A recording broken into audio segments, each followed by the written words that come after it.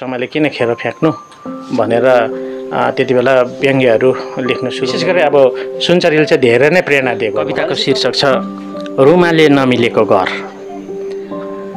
घरको लागि कति भयानक हुन्छ बाउको मात्ने इच्छा र सपनाहरू। सफल गीतकार त अब नभनौँ, तर एउटा गीत लेख्ने प्रयास चाहिँ पहिलादेखि नै गरियो। मातेको मान्छेको भाषण मध्यरात पछिको सडकसित भन्ने बैरागी गाईलाई होइन, उहाँको कविता पढ्दाखेरि एक प्रकारको त्यो मनमा छुन्थ्यो त्यो कविता। मेरो कविताको शीर्षक छ फरक। फरक। जब मेरा आँखाहरूले प्रथम तिम्रो तस्बिर उतारे नि हृदयमा, एउटा महत् कार्य गरिरहनु भएको छ जर्नी टाइम्स मार्फत अघि साहित्यको कुराहरू उहाँले यसरी खोजी खोजी, अब हामी त चेपचापमा बस्ने मान्छे र खोज्दै उहाँ तपाईँहरू आइदिनु भयो। सर्वप्रथम त अब जर्नी टाइम्स र यो अक्षर वाटिका मार्फत विशेष तपाईँहरूलाई 4 जनाको टोलीहरू आउनु भएको छ अघि, तपाईँहरूलाई म मेरो आन्तरिक हृदयबाट धन्यवाद दिन्छु।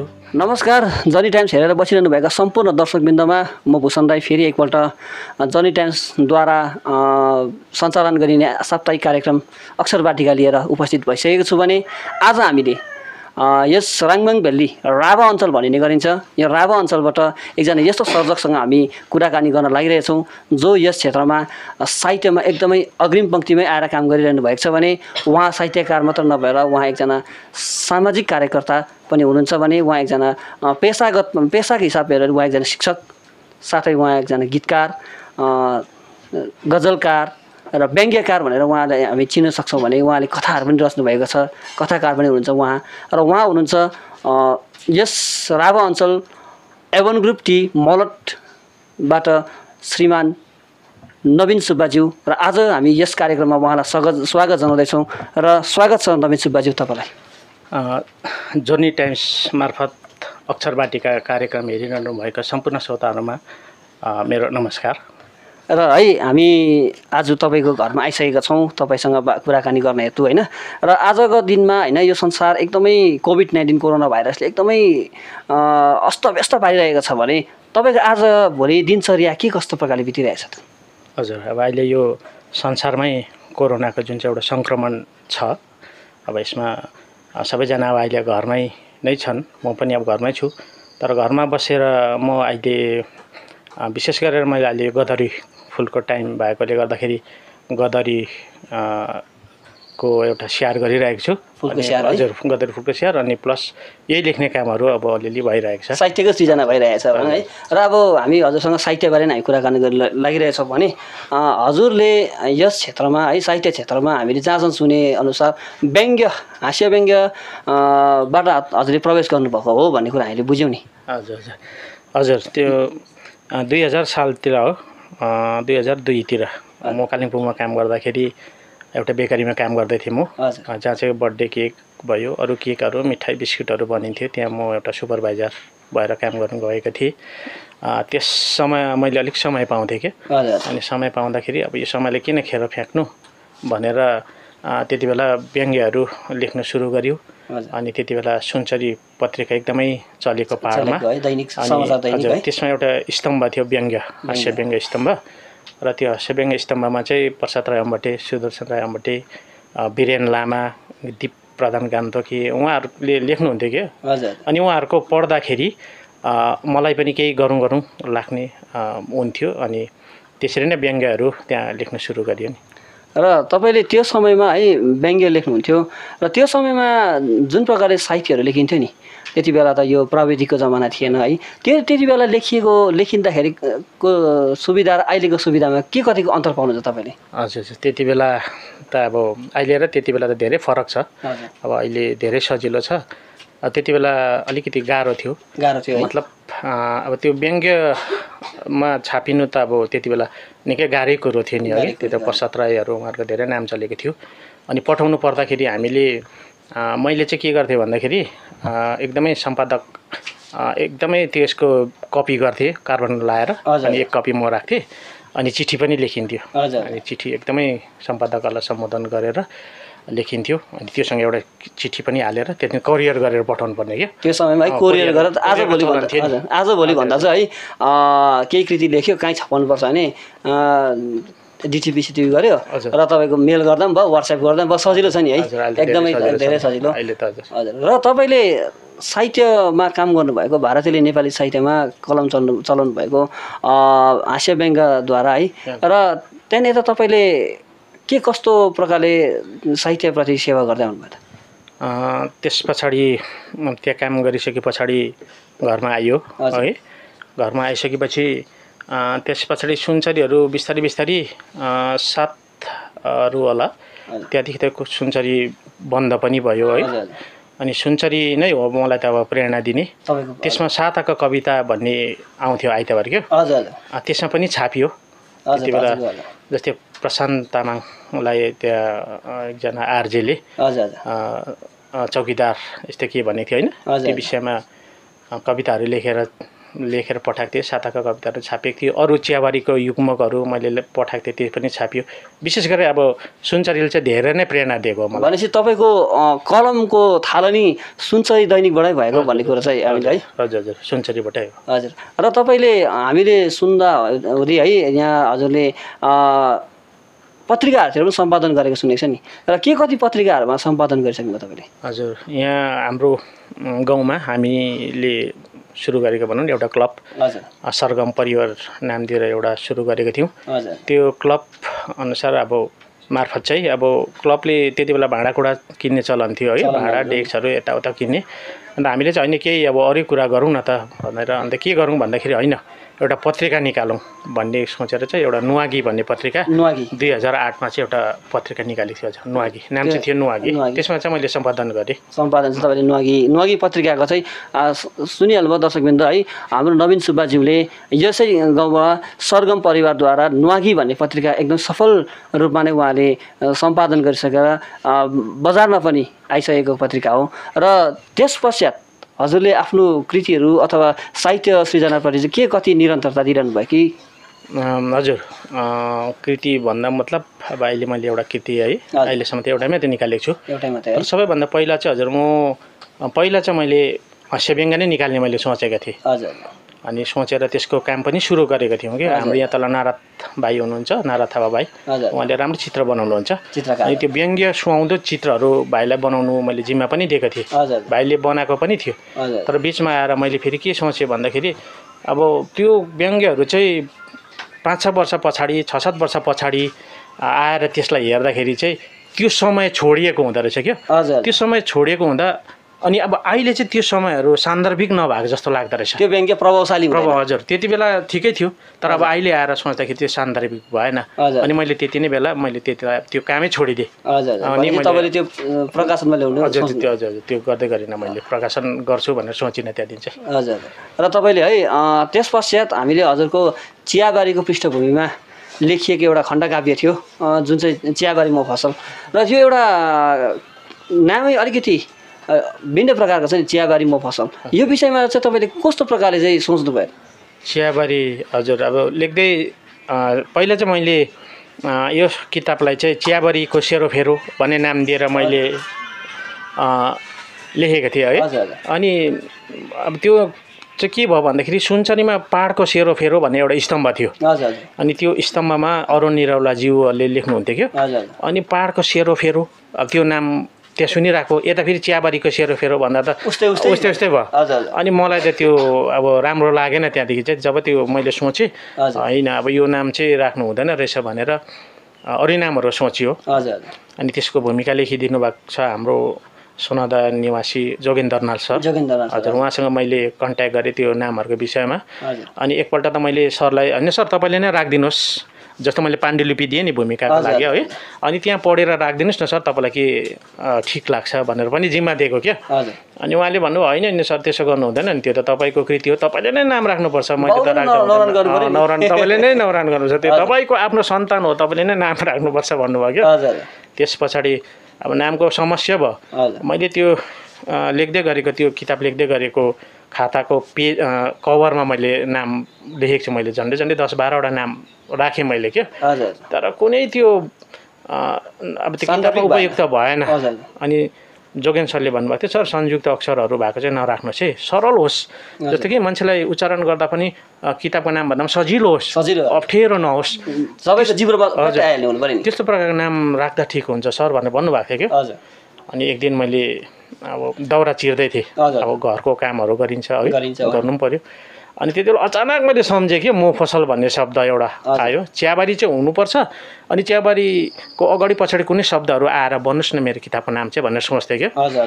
अनि मोफसल भन्ने शब्द आयो, अनि मैले मोफसल भन्ने चाहिँ एउटा पत्रिकाबाट मोफसल भन्ने शब्द मन परेर चाहिँ मैले त्यसको अर्थहरू लेखेर मैले मेरो नोटबुकमा नोट गरिराखेको थिएँ। अनि त्यसको अर्थ हुन्छ सहर बजारदेखिको अलिकति परको मतलब गाउँले एरियाहरू होइन, त्यस्तो क्षेत्रहरूलाई बताउँछ कि दुर्गम क्षेत्रहरू चाहिँ मोफसलले बताउँछ।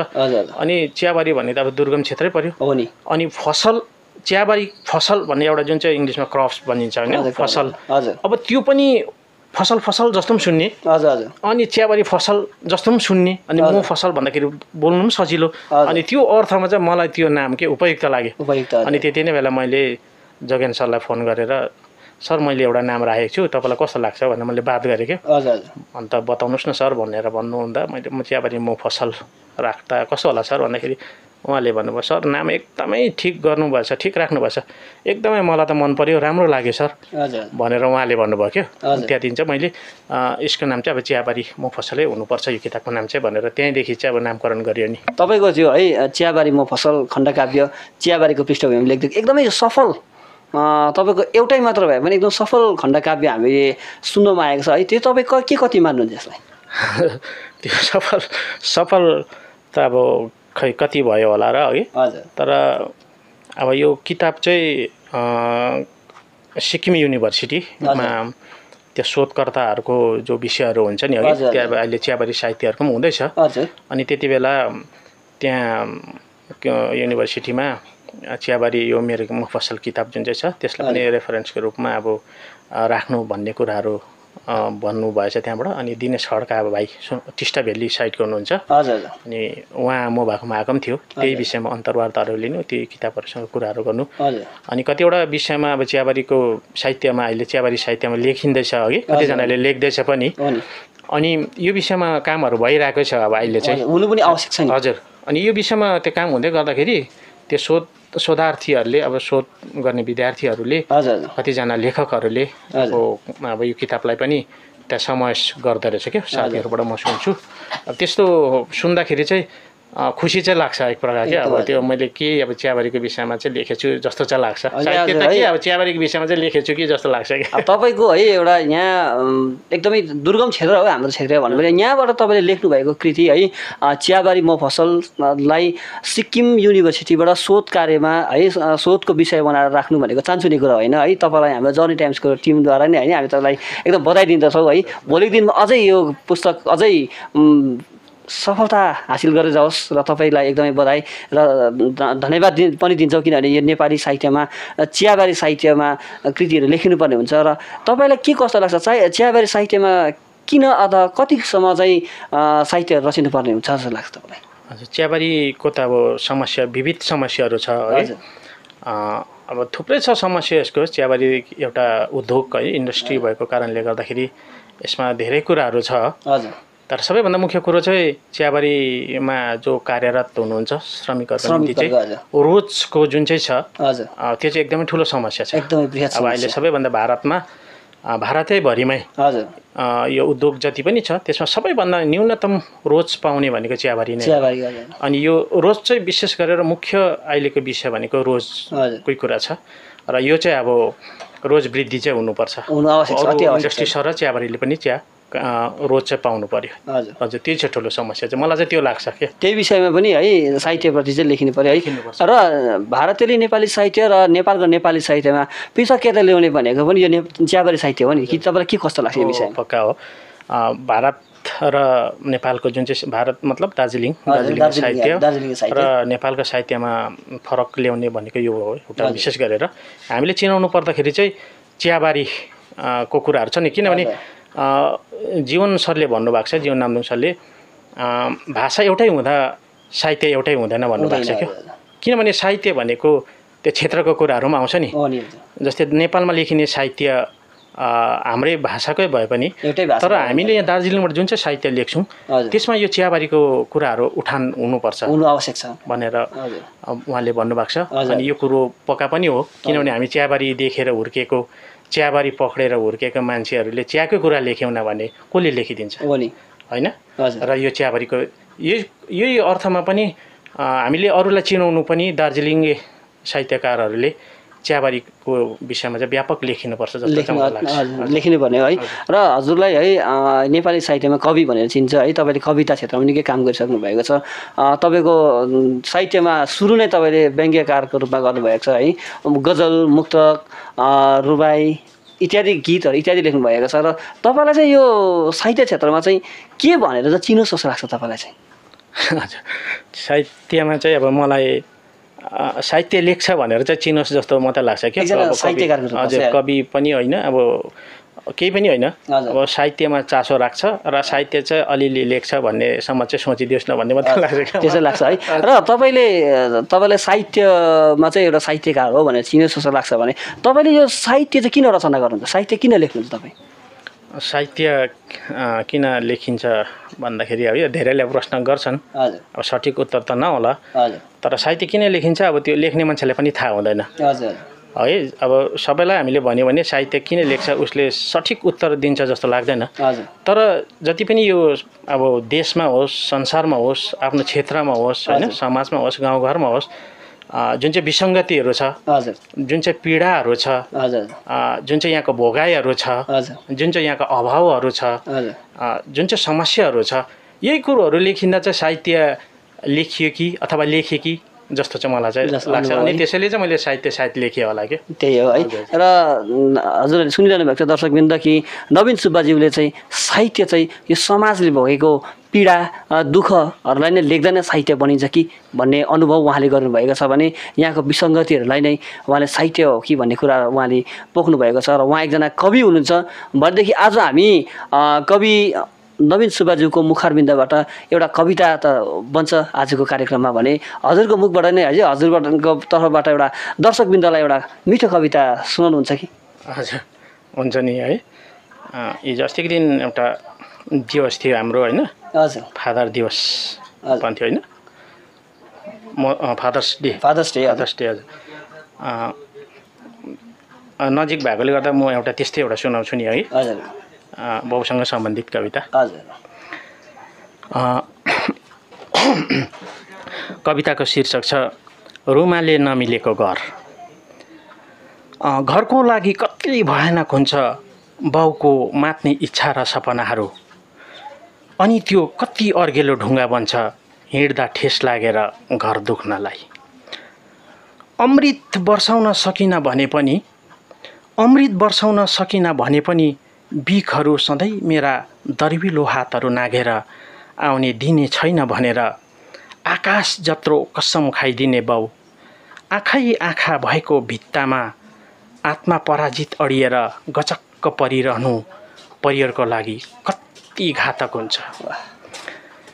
माइक अघि सामाजिक चेतनाको कर्णप्रिय भाषण दिने बाउ, लोकको हितमा साहित्यका किताबहरू नै लोकार्पण गर्ने बाउ, पाठशालाको ब्ल्याकबोर्डमा कुमार्ग र सुमार्गलाई धर्सा कोरी देखाउने बाउ, कार्यक्रमहरूमा प्रमुख अतिथिको आरामदायी आसनमा गजधम्म बस्ने बाउ, लरबरिँदै ढोका ढकढकाएको वर्तमान आफ्नो हातले आफ्नै निधारमा कोर्नु घरको लागि कति खल्लो हुन्छ। किनभने बाउ भनेको घर हिँड्ने बाटो हुन्, घर पुग्ने बाटो हुन्, घरको अनुहार हुन्, घरको प्रथम अक्षर हुन्, घरको मुटु हुन्, घरको संस्कार हुन्, घरको परिचय हुन्, घरको इज्जत हुन् र बाउ भनेको घरको धुरी खाम्बा हुन्। बाउ त कुनै साम्राज्यको सम्राट जस्तै पनि त हुन्, बाउ त कुनै साम्राज्यको सम्राट जस्तै पनि त हुन्। सम्राट कमजोर हुँदा सिमानाहरू कति लुटिन्छन्। बाउलाई सम्झिनेहरू कति धेर हुन्छन् घरमा। रङ्गहरू बेरङ्ग भइरहेको टेलिभिजनले मक्किएको झ्यालका चौकटहरूले लेख्दा लेख्दा सकिएका कपीहरूले पुरानो भएको टुथब्रसले सकिएको टुथपेस्टको खोस्टाले इत्यादि इत्यादिले। वाह। बाउ जब अभाव भएर आउँदैन घरमा, बाउ जब अभाव भएर आउँदैन घरमा, बाउ कति सुन्दर लाग्छ घरलाई, उसको अनुहार भन्दा पनि सुन्दर। वास्तवमा बाउ सुन्दरहरूमा पनि सुन्दर मान्छे हुन्। घरमा शान्तिहरू नेगेटिभ भइरहन्छन्, घरमा सुखहरू नेगेटिभ भइरहन्छन्। घरमा शान्तिहरू नेगेटिभ भइरहन्छन्, घरमा सुखहरू नेगेटिभ भइरहन्छन्। जब बाउले घरको जिडिपी नेगेटिभ बनाएर प्रत्येक पाइलामा भूकम्पको थरथराहट उचालेर आउँछ घरमा, त्यहाँबाट मुस्कानहरूले अभिनय गर्दछन् घरका ओठहरूमा। धन्यवाद। वाह, अति नै हृदयस्पर्शी कविता है। आज हामीले मुटुमा छुने एउटा कविता नै हामीले सुन्न पायौँ। यो कविताका लागि एकदमै तपाईँलाई धन्यवाद है। एकदमै मिठो कविता रच्नुभएको छ तपाईँले, र तपाईँको यो कविता एकदमै बाउमाथि होइन, अब पितामाथि समर्पित कविता है। एकदमै रमाइलो लाग्यो, मिठो लाग्यो, र दर्शकवृन्द आशा गर्छु हजुरहरूलाई पनि एकदमै मिठो लाग्यो होला सायद यो कविता। र यो कविता सँगसँगै अब हामी उहाँलाई एउटा कविज्यूलाई अर्को प्रश्न तेर्साउन लागिरहेछौँ।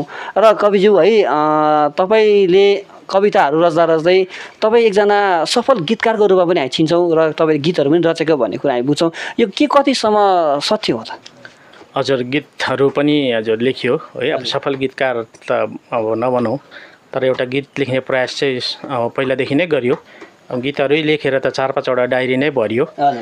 त्यसमा अब एउटा आफूले एउटा एल्बम पनि निकालियो। 4जना हामी मिलेर, म, विकास गतानी, चन्द्र राई र नारद थापा 4जना मिलेर 2005मा एउटा वज्र भन्ने एल्बम पनि निकाल्यौँ। त्यसमा 8वटा गीत छन्। त्यसमा 2वटा गीत विकास गतानीका छन् अनि 6वटा मेरो गीतहरू छन् त्यसमा। अनि त्यस पछाडि लेखियो, त्यस पछाडि पनि गीतहरू त लेखिँदैछ है। भर्खर पवन नामदुङ दाजुले पनि रेकर्डिङ गर्नुहुँदैछ खरसाङमा। हजुर, अहिले कति 10-12 दिन भयो होला एउटा गर्नुहुँदैछ, त्यो तयारीमा छ। बाँकी 1-2जना अरूले पनि गाइसक्नु भएको छ। त्यस हिसाबले गीत चाहिँ अब अलिअलि चाहिँ लेख्नु हुँदैछ। अलिअलि नभए पनि तपाईँको लगभग 6वटा गीत चाहिँ रेकर्डिङ भइसकेको छ भन्नुको मतलब कि अन्य पनि रेकर्डिङ भइसकेको छ कि तपाईँको? हजुर, एउटा यता सञ्जय प्रधान मुन्डा बाँसगारी जो बाँसुरी बजाउनुहुन्छ, उहाँले कम्पोजिसन गर्नुभएको थियो, म्युजिक कम्पोजिसन गर्नुभएको थियो। र उहाँकै त्यो गीत उहाँले गाउँदै गर्दा सुनेर मन पराएर यहाँ मुन्डाकै उदय ओझा उहाँ एउटा सिङ्गर हुनुहुन्थ्यो, सायद बित्यो भनेको मैले सुनेँ, दुःख लाग्यो सुनेर। उहाँले गीत गाउनु भएको छ एउटा। अनि बाँकी अब अरूले पनि कतिवटा म्युजिक कम्पोजिसन त गरिरहनु भएको छ, तर रेकर्डिङ चाहिँ भएको छैन। हजुर, र तपाईँको यो गीत लेख्ने क्रम चाहिँ अहिले जारी नै छ? हजुर, अहिले त गीतहरू लेखिन्छ, कविता कोही बेला कोही बेला गीतहरू त्यस्तै अब लेखिन्छ। हजुर, तपाईँको मन परेको विषय चाहिँ भन्नुपर्दा? अहिले चाहिँ अब कविता नै भएर गयो है। अब एक समय थियो गीत निकै मन पर्थ्यो। अब गीतहरू पहिला हामीले खरसाङ रेडियोमा यो बानीहरू कार्यक्रमहरू धेरै गऱ्यौँ। त्यति बेला गीतहरू धेरै चाहिन्थ्यो। अब प्रायः गीत लेख्ने मै थिएँ है। त्यस हिसाबले त्यति बेला मन पर्थ्यो। तर अब अहिले त्यो सँगसँगै कविताहरू मन पर्नु थालेपछि लेखिँदै गयो, र अहिले चाहिँ अलिक मनपर्ने विषय भनेको कविता नै छ। कविताबाट नै तपाईँ ढल्किनु भयो। हजुर, र तपाईँको कविता लेख्दै है गर्दा पनि तपाईँ यो साहित्य कविता रचनाहरू गर्नुमा चाहिँ तपाईँलाई प्रेरणाको स्रोत भनेर चाहिँ कसलाई मान्नुहुन्छ? त्यो माध्यमिकको स्टुडेन्ट हामी हुँदाखेरि एउटा कविता थियो नि, माथिको मान्छेको भाषण, मध्यरात पछिको सडकसित भन्ने बैराङ्गी काइला होइन। उहाँको कविता पढ्दाखेरि एक प्रकारको त्यो मनमा छुन्थ्यो त्यो कविता लेख्यो। त्यसको अर्थ गहिरो थियो। अब त्यसको शैलीहरू, त्यो जुन चाहिँ कविताको बनोट हुन्छ नि, त्यो मन पर्थ्यो क्या। त्यसको शैलीहरू, शब्दहरू बडो मनपर्ने। अनि त्यो कविताले छोइरहने, युवाहरूको मन त्यसै छुने। हजुर, अब त्यति बेला हामी कति 16-17 वर्षको स्टुडेन्ट थियौँ। अब र पनि त्यो उमेरमा त्यो कविताले छोयो। अनि त्यो जुन चाहिँ छोयो त्यो चाहिँ मनमा बसेछ क्या। अनि पछि अलिकति पढ भयो है, अलिकति अब एजहरू बित्दाखेरि चाहिँ अब त्यसले चाहिँ अब निकै नै सहायता गरे क्या त्यो छुवाइले। अनि त्यहीँबाट चाहिँ मैले लेखेँ जस्तो लाग्छ मलाई के मैले भनेपछि तपाईँको भनेको आधारमा चाहिँ तपाईँको मूल प्रेरणाको स्रोत भने नै कवि बैरागी काइलाज्यूको मातेको मान्छेको भाषणको कविता मातेको मान्छेको भाषण कविता है। र दर्शकबिन्द हामीले सुनिरहेका छौँ कवि सुब्बाज्यूले आफ्नो कविता लेख्ने क्रममा उहाँले प्रेरणाको स्रोत भनेर चाहिँ उहाँले तिलविक्रम नेम्बाङज्यू जो बैरागी काइला भनेर हामीले चिन्छौँ, उहाँ तेस्रो आयाम आन्दोलनको एउटा प्रणेता हुनुहुन्छ। उहाँको कविता मातेको मान्छेको भाषणबाट नै उहाँ प्रेरित भएर कविता लेख्नु सुरु गर्नुभएको रहेछ भनेदेखि आज बैरागी काइलाज्यूले कहीँ कता यो कार्यक्रम हेरिरहनु भएको छ भने हजुरले एकदमै हामी धन्यवाद दिन चाहन्छौँ कि तपाईँको एउटा कविताले एकजना यस्तो सफल कवि जन्माएको छ र तपाईँलाई एकदमै धन्यवाद दिन चाहन्छौँ। र यस्तै यस्तै कविहरू अरू पनि जन्माएका होलान् होइन। र कविज्यू है तपाईँसँग कुराकानी गर्दै जाँदा अझ रमाइलो भइरहेछ है। र तपाईँ सामाजिक कार्यकर्ता पनि हो हामी भनेर चिन्छौँ, समाजको कार्यक्रमहरू पनि सामाजिक कार्यक्रमहरू गरिरहनु भएको छ तपाईँले। र यो विषयमा चाहिँ तपाईँले के कति कामहरू गरिरहनु भएको छ? सामाजिक अझ अब गाउँठाउँमा समाजमा बसिसकेपछि है अब समाजदेखि विलुप्त भएर बस्न सकिँदैन। अनि त्यस हिसाबले अब समाजमा कतिवटा के पर्छ दुःख सुख अब त्यसमा अब साथ चाहिँ दिइरहेको छु। अब ठुलो त्यस्तो त के गर्न सकिएको छैन। अब इच्छा त हुँदै पनि अब अर्को कतिवटा है समस्याहरू हुन्छ आइलाग्छ कतिवटा पारिवारिक। तर सक्दो आफूले जानेको जति होइन भ्याए जति आफ्नो सामर्थ्यले भ्याए जति त्यो चाहिँ अब गरिँदैछ है। एकदमै सही कुरा। हामी मानिस है सामाजिक प्राणी भएपछि समाजमा मिलेर बस्नुपर्ने हुन्छ र सामाजिक कार्यक्रम त कार्यहरू गर्ने क्रम त जारी नै रहन्छ। र पनि तपाईँले एकदमै राम्रोसँगले गरिरहनु भएको छ, तपाईँलाई यस विषयमा धन्यवाद दिन चाहन्छौँ। र आज भने दर्शकबिन्द हामी मलट एभन ग्रुप निवासी श्री नवीन सुब्बाज्यूसँग कुराकानी गरिरहेछौँ जर्नी टाइम्सको कार्यक्रम अक्षर वाटिका मार्फत। र हामी उहाँसँग निकै कुराकानी गरिसक्यौँ, समयले पनि निकै डाँडा काटिसक्यो, तरै पनि हामी उहाँसँग कुराकानी सकेको छैन। र तपाईँले कथाहरू पनि रच्नुहुन्छ भन्ने कुरा हामी सुनेको छौँ नि, कथाहरू चाहिँ के कति रच्नुहुन्छ? कथाहरू चाहिँ अब खासै चाहिँ रचिएन कथा चाहिँ यो। त्यति बेला त्यो कालिम्पोङमा त्यो व्यङ्ग्यै लेख्दाखेरि त्यो कथाहरू पनि लेखियो। आइताबारे भनेर त्यहाँनिर आउँथ्यो त्यो कथाको त्यो बिचमा हुन्थ्यो कि बिचपन्नामा। त्यति बेला दुईवटा चाहिँ मैले छापेँ, दुईवटा चाहिँ मेरो छापियो, प्रकाशित भयो त्यो सुनचरीमा। त्यस पछाडि कतिवटा लेखेँ, त्यस पछाडि कथा खासै चासो लागेन मलाई त्यस पछाडि क्या। त्यो अर्कैपट्टि अब त्यो व्यङ्ग्यैपट्टि मन ढल्केकोले गर्दा कथा कलम त चलाइयो अलिअलि, तर त्यो त खासै नै त्यो भएन क्या। अनि त्यतिकै छोड्यो त्यो कथाहरू। र तपाईँले आजको दिनमा है तपाईँ यहाँ आइसक्नु भएको छ, र तपाईँले मनपर्ने साहित्यकारको नाम लिनुपर्दा? अब थुप्रै छन् अघि, त्यस्तो त अब थुप्रै नै छन्। समकालीन अब छन् समकालीनहरू पनि छन्, अब धेरै पहिलाकाहरू पनि छन्। विशेष गरेर मलाई अगमसिंह गिरी भयो होइन, हाम्रो जातीय कवि। हजुर। अनि यता हरिभक्त कटुवाल, विशेष गरेर हरिभक्त कटुवालको कविता यो जिन्दगी खैकी जिन्दगी छ नि, त्यो कविताहरूले पनि प्रेरणा मिलेको हो नि हामीलाई। त्यो कविताको धेरै अब प्रभाव छ, विशेष उहाँहरूलाई मनपर्छ। बाँकी अरू सबैको राम्रै लाग्छ। नामै तोक्नु पर्दा चाहिँ विशेष उहाँहरू मलाई चाहिँ मनमा आउँछ क्या, उहाँहरूकै त्यो पढेर होला हामीलाई क्या, त्यस्तो भएको। एकदमै उहाँ हामीले सुनिरहेको छौँ कि सुब्बाज्यूको मुखारबिन्दबाट कि उहाँले हरिभक्त कटुवाल र हाम्रो कवि अगमसिंह गिरीज्यूको कविताहरूबाट पनि धेरै प्रेरित बनिसक्नु भएको कवि छ है। र हजुरसँग कुराकानी गरेर जाँदा समयले पनि सायद निकै डाँडा काटिरहेको जस्तो लाग्दैछ है। र तपाईँसँग गीतहरू पनि धेरै 3-4वटा डायरी छ भन्ने सुनेको थियौँ, के एउटा गीत त हामी यहाँ सुन्न पाउँछौँ कि? हजुर हुन्छ, पवन नामदुङ दाजुले गीत गाउनु भएको हो कि, त्यही म हजुर यहाँ मैले लिएको छु कि, अर्थ डायरीमै छ, त्यो म सुनाउँछु यहाँ छ है, जो चाहिँ रेकर्डिङ हुँदैछ, रेकर्डिङ भइरहेछ है, प्रोसेसमा छ, अन्डर प्रोसेस यो छ। कहाँ यो मुटु कठोर छ, दुख्ने कुरोले त दुखेकै छ। कहाँ यो मुटु कठोर छ, दुख्ने कुरोले त दुखेकै छ। कहाँ यो आँखा फुक्को छ, रुने कुरोले 100औं पटक रोएकै छ। ढुङ्गाको भए त नदुख्ने थियो, जस्तै पीरले असर हुन्न थियो। ढुङ्गाको भए त नदुख्ने थियो, जस्तै पीरले असर हुन्न थियो। प्राण बोक्ने मुटु हो, दुख्छ नि दुख्नु पर्दा। आँसुको बाटो आँखा न हो, झर्छ नि झर्नु पर्दा। फलामको भए त नपिसिने थियो, जस्तै चोटले केही हुन्न थियो। फलामको भए त नपिसिने थियो, जस्तै चोटले केही हुन्न थियो। कोमल दिल आखिर यो रेटिन्छ नि रेटिन पर्दा। व्यथाको गुण मन हो रुन्छ नि रुन पर्दा।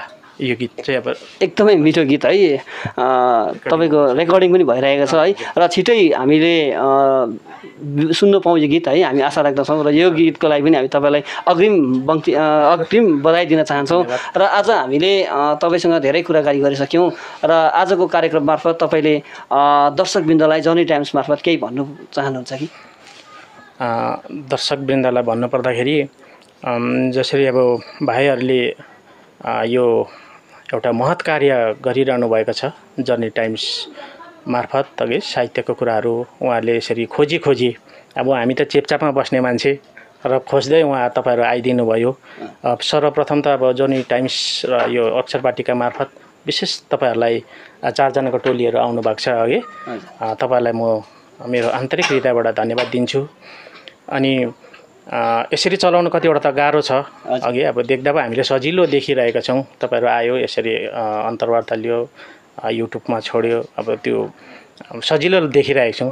तर त्यसरी कतिवटा तपाईँलाई अब धेरै समस्याहरू छ र अब जर्नी टाइम्सले बचाउनु तपाईँ हामी सबैले सहयोग गर्नुपर्ने ठाउँमा सहयोग गर्नुपर्छ र जर्नी टाइम्सलाई बचाएर राख्नुपर्छ भनेर विशेष म भन्न चाहन्छु।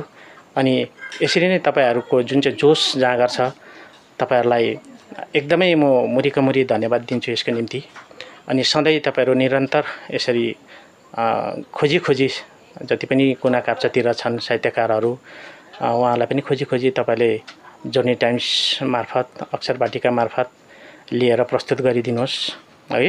उहाँहरूको पनि कतिवटा प्रकाशित कृतिहरू होलान्, यही मार्फत उहाँले प्रकाशित भएको छैन भने पनि जर्नी टाइम्स मार्फत उहाँहरूको कृति अथवा कतिवटा रचनाहरू श्रोताहरूले सुन्न सकोस्।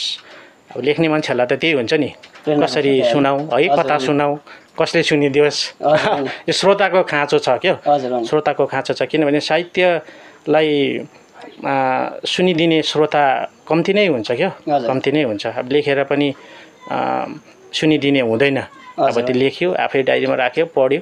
तर यो त ठुलो माध्यम हो नि, अब तपाईँले जुन चाहिँ कार्य गरिरहनु भएको छ अघि, यो त ठुलो माध्यम हो र यस माध्यम अरू पनि अब कतिजनाले मौका पाओस् अघि, तपाईँहरूलाई पनि त्यो भन्न चाहन्छु। र सधैँ तपाईँले यसरी नै सेवा गरिरहनु होला साहित्यको, समाजको। यो पनि एउटा ठुलो सामाजिक सेवा हो होइन, तपाईँले जुन चाहिँ कार्य गरिरहनु भएको छ। र कतिवटा अप्ठ्यारो परियो भने सबैलाई हामीलाई पनि भन्नुहोस्, तपाईँहरूलाई केही सहयोगहरू गर्नुहोस्, हामी पनि छौँ। तपाईँको अघिको पिताको माथि समर्पित एउटा कविता त सुनिहाल्यौँ र पनि जाँदै पनि एकपल्ट हामी तपाईँबाट एउटा मिठो कविता सुन्ने जमर्को कसौँ, साथै हाम्रो दर्शकवृन्दलाई पनि एउटा मिठो कविता तपाईँबाट सुनाउने एउटा पहल गरौँ न। हजुर, मैले एउटा भर्खर लेखेको छु, यो फरक प्रकारको कविता। अब भयो भएन, मैले त अहिलेसम्म यस्तो त लेखेको छुइनँ, मैले एउटा ट्राई गर्दैछु, म त्यही सुनाउँछु है। मेरो कविताको शीर्षक छ फरक। जब मेरा आँखाहरूले प्रथम तिम्रो तस्बिर उतार्यो नि हृदयमा, उसै बेलादेखि मेरी मनकी सुन्दरी रानी भनेर यो मनले सर्वोच्च घोषणा गरिदिएका हुन्। जब मेरा आँखाहरूले प्रथम तिम्रो तस्बिर उतार्यो नि हृदयमा, उसै बेलादेखि मेरी मनकी सुन्दरी रानी भनेर यो मनले सर्वोच्च घोषणा गरिदिएका हुन्। तर पनि तिमी भने मेरा लागि राम्री देखिन। कहिले केस घुमाएर आयौ, कहिले केस छोडेर आयौ, आँखी भाउ मिलाएर आयौ, बदामी अधरहरू रङ्गिन बनाएर आयौ, सुहाउने लुगा पहिरेर आयौ, सधैँ खुसी भएर आयौ। म कसरी आउँथेँ कुनी तिमीलाई भेट्न, खै भनेको जस्तो खासै केही मिलाएर लगाएको थाहा छैन मलाई त। कपाल चाहिँ अलि लामा हुन्थे मेरा, जेल लगाउने चलन थिएन, क्यो कार्पिन तेल लगाइन्थ्यो, गोजीमा एउटा काइयो हुन्थ्यो। त्यति बेला मेरो हातमा हेलमेट हुन्थेन, दामी मोबाइल पनि हुन्थेन, बरु फोल्डिङ छाता हुन्थ्यो पानी छेल्नलाई। तर तिमी सधैँ मलाई मन पराइरहेकी हुन्थ्यौ, मेरो छातीमा लुटपुटिरहेकी हुन्थ्यौ अनि ढुक्क बनिरहेकी हुन्थ्यौ मसँग। फरक थिए कति कुरा तिमी र ममा उति बेला, फरक थिए कति कुरा तिमी र ममा उति बेला। पहिले तिम्रा फरक घर थिए, मेरा फरक घर थिए। अहिले एउटै घर हुनु भनेको चाहिँ त्यो फरकबाट अर्को फरक आएका हुन्। एउटै घर भएकोले तिमीले मलाई, मैले तिमीलाई हेर्न मन लागे। तिमीले मलाई, मैले तिमीलाई हेर्न मन लागे। परदेशीलाई पर्खेको जस्तो पर्खनु पर्दैन अचेल। प्रेम गर्नलाई प्रेमी र प्रेमिका भएर प्रेम गरिरहन पर्दैन पहिले जस्तो। तिम्रो र मेरो घर फरक हुँदा बुझेका जस्तो मनहरू, पर्खेका जस्तो दिनहरू कहाँ छ त अहिले? सम्झेका जस्तो यात्राहरू पनि, कल्पेका जस्तो जिन्दगानीहरू पनि, देखेका जस्तो सपनाहरू पनि कहाँ भयो त अहिले? फरक छ नि।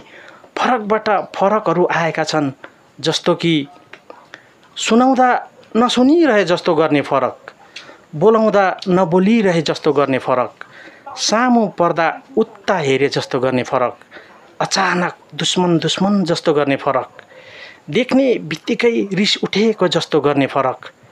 आहा कति मिठो फरक। त्यो फरकमा कति लाख मिठास छ प्रिय। त्यो फरकमा कति धेरै माया छ प्रिय। त्यो फरक तिमी महसुस गर्न सक्छौ, त्यो फरक म महसुस गर्न सक्छु। हामीलाई त त्यही फरकहरूले त जोड्दै लाँदैछ।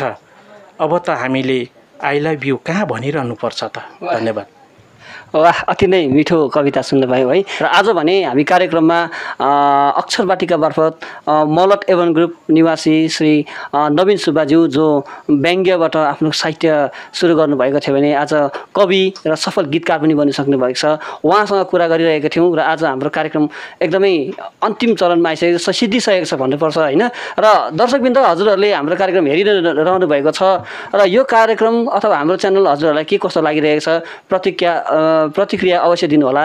र हाम्रो च्यानललाई मन परेको खण्डमा लाइक, सेयर र सब्सक्राइब भने अवश्य गरिदिनु हुन अनुरोध गर्दछु। र आजको कार्यक्रमबाट बिदा दिनुपर्दा हाम्रो यस जर्नी टाइम्स टोलीको बहिनीहरू शिवाङ्गी अनि अलिसा साथै क्यामेरामा भाइ विवेक साथै म भूषणलाई पनि बिदा दिनुहोस् भन्दै आजको कार्यक्रमबाट बिदा माग्दछु। हवस् त, धन्यवाद।